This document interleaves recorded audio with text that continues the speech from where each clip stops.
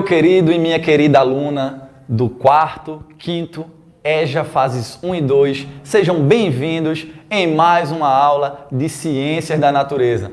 Nessa nossa aula de hoje, nós iremos tratar sobre um conteúdo extremamente relevante, muito importante, tá certo? Sobre um componente que vai estar presente na nossa vida e que eu diria que é um dos principais responsáveis para a existência da vida, seja ela animal ou vegetal, certo? O eixo que nós iremos estar trabalhando nessa nossa aula é sobre o eixo matéria e energia, tá certo? O objeto de conhecimento que nós iremos tratar nessa nossa aula é sobre a água, fonte de vida, certo? Esse componente tão importante que é a fonte da vida de todos os seres vivos, sejam eles vegetais ou sejam eles os animais, tá certo? E nós iremos trabalhar a seguinte habilidade ao longo da nossa aula, a de reconhecer as ações humanas que geram impactos no ciclo da água e que provocam alterações no clima terrestre, discutindo as consequências locais e regionais que possam ocasionar desequilíbrio nos nossos ecossistemas, no nosso meio ambiente, tá certo? Então, ao longo da nossa aula, a gente vai tratar sobre várias questões que estão relacionadas com esse componente tão importante, fundamental para a existência da vida, que é a água, tá certo? Se a gente imaginar o nosso planeta, né, apesar de ele ser chamado planeta Terra, o nosso planeta ele poderia ser facilmente chamado de planeta Água.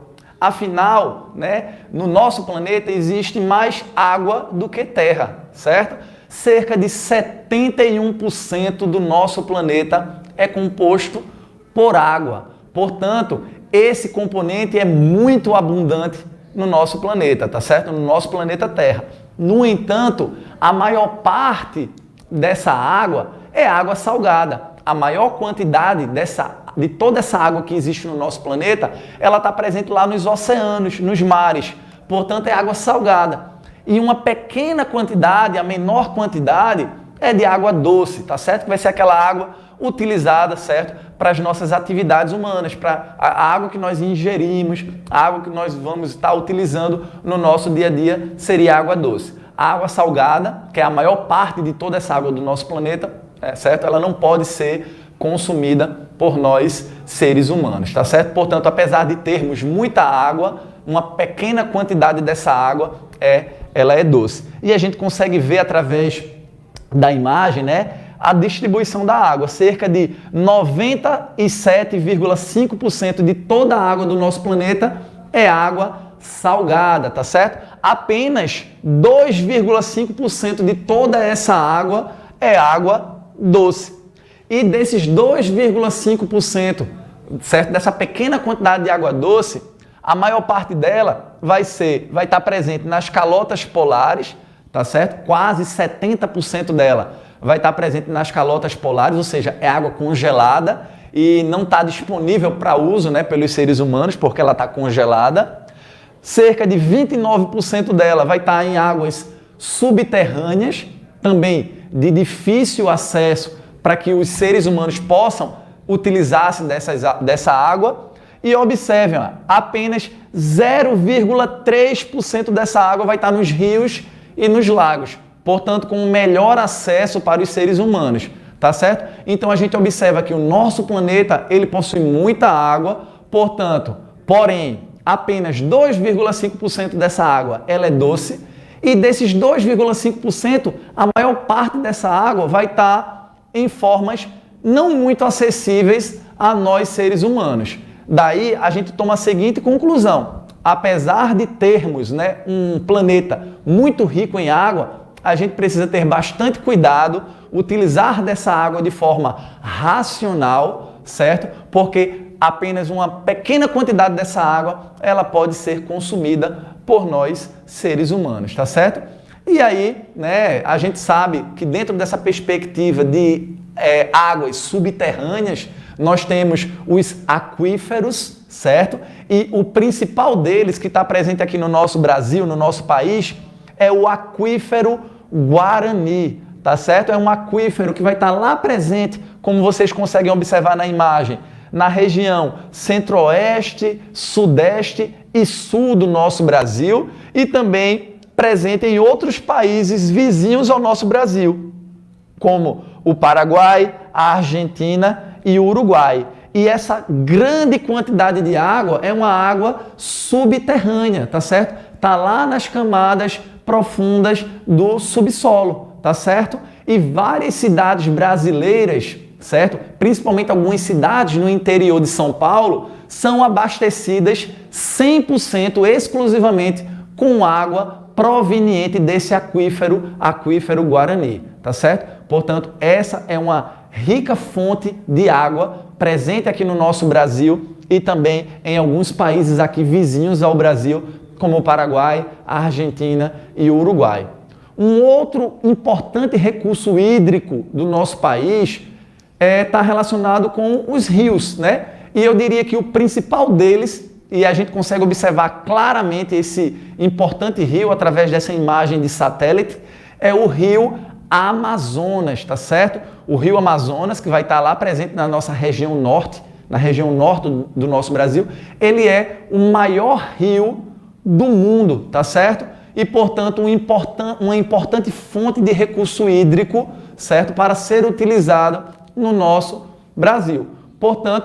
Porém, esse rio, ele está numa região que, digamos que é a região menos populosa do nosso Brasil, certo? A região norte é aquela região que possui uma menor quantidade de população, de habitantes, certo? E é aquela que apresenta a maior quantidade de recurso hídrico, tá certo? Através das águas do rio Amazonas, tá certo? A gente pode até citar outros rios muito importantes do nosso Brasil e falando aqui de região nordeste, a gente pode citar o rio São Francisco, por exemplo, né? Que é um importante rio que corta toda a nossa região nordeste. Ele tem a sua nascente no estado de Minas Gerais, mas vai cortar toda a nossa região nordeste, trazendo água para as populações sertanejas aí do sertão dos nossos estados nordestinos, tá certo? Portanto, essas são importantes fontes de recursos hídricos aqui presentes no nosso Brasil. Quando a gente fala em água, é também importante a gente entender que a água como fonte de vida, ela vai ser uma dos principais constituintes do nosso corpo, certo? O corpo humano, ele tem como um dos seus principais constituintes a água. E através da imagem, né, a imagem já revela que cerca de 70% do nosso corpo é formado por água, tá certo? Portanto, os nossos órgãos, os nossos tecidos, eles possuem na sua constituição, eles possuem como principal constituinte a água. E a gente consegue observar, né, e observar aí através da imagem, alguns exemplos da porcentagem de que esses órgãos que compõem o nosso corpo, eles vão ter de água, certo? Por exemplo, o fígado, ele vai ter na sua constituição aproximadamente 86% de água. Os pulmões, os nossos pulmões, cerca de 83% de água. O nosso coração, esse importante órgão, vai apresentar cerca de 79% da sua constituição de água, certo? O nosso cérebro vai apresentar cerca de 85% de água. As células do nosso sangue, as hemácias, elas vão apresentar cerca de 95% de água, certo? Os nossos rins, eles vão apresentar cerca de 70% de água e os nossos olhos, cerca de 95% da sua constituição dos olhos é de água, tá certo? E o último, e eu deixei já propositalmente por último, são os nossos ossos. Os ossos, eles vão apresentar na sua constituição cerca de 22% de água. E dos órgãos do nosso corpo, dos tecidos do nosso corpo, é aquele que apresenta a menor porcentagem de água, né? Justamente por ser um órgão mais rígido, que vai dar sustentação ao nosso corpo, ele vai estar apresentando uma menor quantidade. Mas, como vocês acabam de ver, né, os nossos ossos, né, mesmo sendo essa estrutura rígida, ela também tem na sua constituição cerca de 22% de água, tá certo? Portanto, a gente observa que o nosso organismo, ele é majoritariamente formado por água, né? Todas as reações metabólicas do nosso corpo são realizadas através da água. E, não obstante, esse líquido ele é fundamental. Daí, diariamente, a gente precisa repor essa água no nosso organismo. Daí, nós seres humanos, em média, precisamos estar ingerindo água, cerca de 2 litros de água diariamente, tá certo? Para que todas as funções do nosso organismo, do nosso corpo, elas possam estar sendo realizadas de forma adequada. Daí a importância, né, de nós estarmos ingerindo essa quantidade de água que fica em média de 2 litros de água por dia. Isso vai variar de acordo com a idade, certo? Uma criança, obviamente, ela vai tomar uma quantidade de água menor.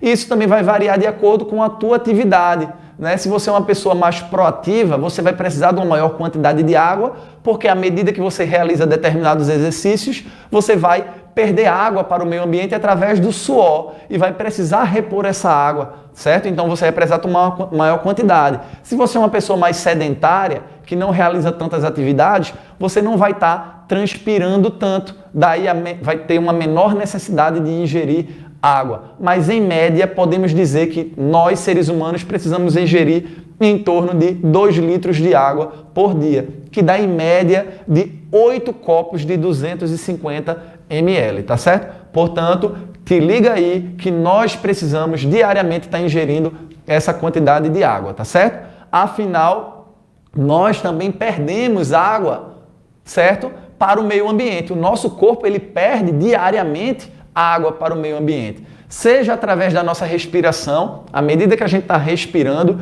inspirando e expirando, a gente está perdendo água, tá certo? Para o meio ambiente. A gente está realizando aqui uma troca com o meio ambiente constante, certo? Quando a gente vai fazer as nossas necessidades fisiológicas, certo? A gente também está perdendo água. Obviamente, na urina, quando a gente vai urinar, fazer xixi, a gente perde uma quantidade bem maior de água do que quando a gente vai fazer o número 2, quando a gente vai fazer cocô, certo? Vai perder uma quantidade de água menor. Mas, em ambas atividades de necessidades fisiológicas, a gente vai estar perdendo água para o ambiente. E outra questão também que vai estar possibilitando essa perda de água para o ambiente é através do suor, certo? Quando está aquele dia extremamente ensolarado, ou então quando a gente realiza alguma atividade física, a gente vai estar perdendo uma grande quantidade de água através do suor. E a gente precisa estar repondo toda essa água para que o nosso organismo ele possa funcionar corretamente, tá certo? E outra questão importante, uma curiosidade, está relacionada com o frio e a vontade de fazer xixi, de urinar, tá certo? Não sei se vocês já perceberam, mas quando a gente está em ambientes frios, seja num ambiente controlado, como um ambiente climatizado, com ar-condicionado, ou então num ambiente natural, quando a gente está no inverno e faz bastante frio, geralmente no frio aumenta a nossa vontade de urinar, tá certo? E por que isso se dá, professor? Porque qual a relação que tem do frio com a vontade de fazer xixi, com a vontade de urinar? No frio, geralmente a gente tende a suar menos, a gente transpira menos, porque o ambiente ele está frio. Então essa água do nosso corpo ela fica retida. A gente não vai estar eliminando água através do suor. E essa água, em um determinado momento, ela precisa ser eliminada porque a gente precisa repor uma nova quantidade de água. E como a gente não está transpirando tanto por conta do frio, essa eliminação da água acaba sendo necessária através da urina, tá certo? Por isso, quando a gente sente frio, né, geralmente a gente sente uma necessidade de urinar numa maior intensidade, numa maior quantidade de vezes ao longo do dia, tá certo? Outra questão importante associada com a água é que ela vai estar constituindo cerca de aproximadamente 90% do peso de todas as plantas. Portanto, os vegetais eles são extremamente dependentes desse componente, dessa substância, desse líquido, tá certo? Seja para a regulação da temperatura, afinal, né, a umidade relativa do ar, quando a gente está numa região mais arborizada, a gente percebe que o clima ele fica mais ameno, né, do que numa região que não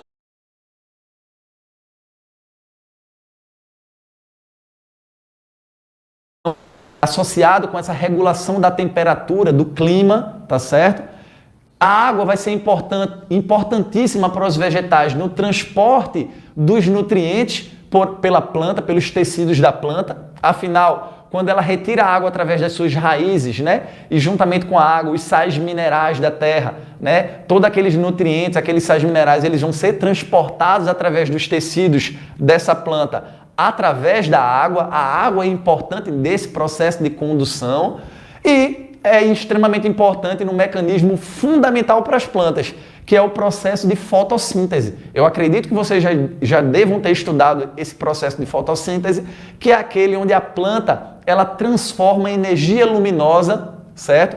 Em energia química, que a energia vai ser utilizada para ela crescer, para ela se desenvolver, tá certo? Para ela produzir o seu próprio alimento. Portanto, a fotossíntese, para que a fotossíntese ocorra, esse componente, a água, é extremamente fundamental, tá certo? Então a gente observa que para as plantas a água é vital para que elas possam sobreviver, tá certo? E quando a gente fala da importância da água para as espécies vegetais, a gente fala da natureza, do ambiente natural.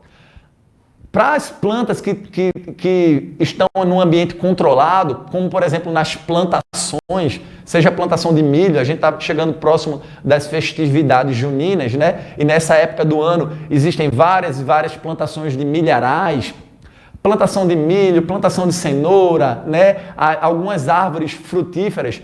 Todas elas dependem de água para se desenvolver e para produzir os seus frutos, tá certo? Portanto, a água ela é fundamental dentro desse processo de atividade econômica que nós chamamos de agricultura, tá certo? Para a gente cultivar essas plantas, para a gente cultivar esses alimentos que vão ser consumidos por nós seres humanos, a água é fundamental, tá certo?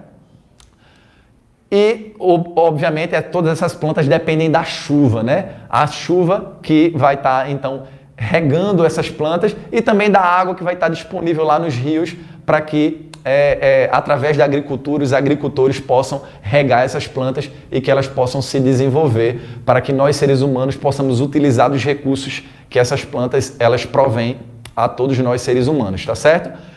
Uma questão extremamente importante que está associada com a questão da água é a questão da poluição, tá certo? Eu falei lá no início da nossa aula que apesar do nosso planeta ter muita água, uma pequena parte dessa água é a água doce, que vai estar nos rios, nos lagos, tá certo? E boa parte dessa água, ela acaba sendo contaminada, ela acaba sendo poluída. E existem algumas fontes, tá certo, de poluição, seja ela através do esgoto doméstico, né, que é o esgoto da nossa casa, que muitas vezes impropriamente não é tratado de forma adequada e acaba tendo como destino final os nossos rios, poluindo todo o corpo de água dos rios. O esgoto industrial, muitas indústrias, infelizmente, ainda despejam toda essa quantidade de produtos, resíduos do seu processo produtivo nos rios. O lixo sólido, né? Muitas pessoas, infelizmente, ainda não têm educação de jogar o lixo no lixo para que esse lixo possa ter um destino adequado e isso acaba, né, entupindo os bueiros, as canaletas, né, e levando, além da poluição das águas, levando a outros problemas também, como a questão de alagamentos e também a questão dos pesticidas. Né? Muitos pesticidas são utilizados nas lavouras, na agricultura, e esses pesticidas acabam contaminando, né, a água presente nos rios, nos lagos, que vão estar sendo consumidas por nós seres humanos, tá certo? E obviamente vai existir algumas consequências de toda essa poluição. Quando a gente polui as águas, a gente vai estar afetando todo o ciclo da água, todo o ciclo climático. E o que é que isso gera, professor? Isso gera seca em determinadas regiões do nosso planeta e enchentes em outras regiões. Ou seja, chove pouco em determinadas áreas e chove muito de forma excessiva em outras, porque o nosso planeta ele fica desregulado, a nossa natureza ela fica desregulada, há um desequilíbrio ambiental com toda essa poluição dos corpos hídricos, tá certo? De toda essa água. Além disso, existem outros problemas associados com a poluição da água, como problemas de saúde. Afinal, quando a gente consome uma água contaminada, a gente vai estar sujeito a vários tipos de doenças, tá certo? Doenças de pele, quando a gente toma banho, por exemplo, com água contaminada, ou então algumas doenças principalmente relacionadas com o nosso trato digestivo, tá certo? Quando a gente está ingerindo essa água contaminada. E além disso, a questão também de desabastecimento, né? Afinal, se a água está contaminada, né, ela vai ter uma maior dificuldade de ser tratada e isso vai gerar desabastecimento de água potável, né, nas nossas casas, tá certo? Portanto, daí a grande importância de preservarmos essa água, tá certo? E aí, o que a gente precisa fazer, né? O que a gente precisa fazer para evitar esses problemas, né? Tratar essa água, né? Essa água ela precisa ser tratada para chegar nas nossas residências. A questão da drenagem, né? Mas essa drenagem ela só vai ser importante e só vai ser efetiva se a gente tiver uma destinação correta para o lixo, porque senão esse lixo vai acabar entupindo os bueiros e gerando todo aquele alagamento que a gente falou, principalmente nos momentos do inverno, quando chove muito. E também a questão de saneamento, né? Saneamento básico, de esgotamento sanitário, né? Que esse esgoto ele tem um destino adequado, tem um destino correto, tá certo? E não seja lançado diretamente nos nossos rios, nos nossos lagos. E um outro problema é o desperdício, né? Infelizmente, muitas vezes a gente toma banho, né, e a gente passa muito tempo no banheiro ou a gente lava a calçada e esquece lá o tempo e fica lavando a calçada, gastando bastante água, lavando o carro. Muitas vezes a gente passa e se depara com várias pessoas lavando o carro e sem o mínimo cuidado de quanta água ali está sendo gasta, tá certo? Então esse daí é uma outra problemática. E aí a gente conclui que a água ela é importantíssima, né, na nossa vida. Então, a água ela é um componente essencial à vida de nós seres vivos. Apesar do nosso planeta possuir muita água, uma pequena quantidade dela vai ser própria para nosso consumo, né, que é a água doce. O nosso organismo ele é formado por aproximadamente 70% de água. Precisamos ingerir ao menos 2 litros de água por dia, é fundamental. Afinal, como o nosso corpo é formado por uma grande quantidade de água, né? Cerca de 70%, e a gente tem uma perda de água para o ambiente, a gente precisa estar repondo essa água através da ingestão de cerca de 2 litros por dia. A água é um componente importante das plantas e fundamental para o seu desenvolvimento e sobrevivência, né? Como eu tinha falado para vocês, é fundamental para as plantas no processo de fotossíntese, no processo de transporte de nutrientes, no processo de regulação da temperatura, do clima. A poluição da água é um sério problema ambiental, né? É um grave problema ambiental que precisa ser combatido através dessa educação ambiental. E a população ela precisa ter, de fato, uma consciência da importância que a água tem, certo? E evitar o seu desperdício. Portanto, quando a gente for tomar banho, quando a gente for escovar os dentes, lavar o carro, lavar a calçada, a gente precisa ter consciência, né, do uso da água, do uso desse recurso tão importante para a nossa sobrevivência, para a sobrevivência de nós seres humanos, de todos os animais, de todas as espécies de plantas. Portanto, a água ela é uma fonte de vida, tá certo? Se você ainda tem alguma dúvida a respeito desse conteúdo, da importância que a água tem para a vida dos seres, sejam eles vegetais ou animais, leve essa dúvida até o teu professor, até a tua professora, que eles terão o maior prazer, a maior satisfação em estar sanando essa sua dúvida, tá certo? Um forte abraço, fiquem com Deus e nós nos encontramos na nossa próxima aula de Ciências da Natureza. Tchau, tchau!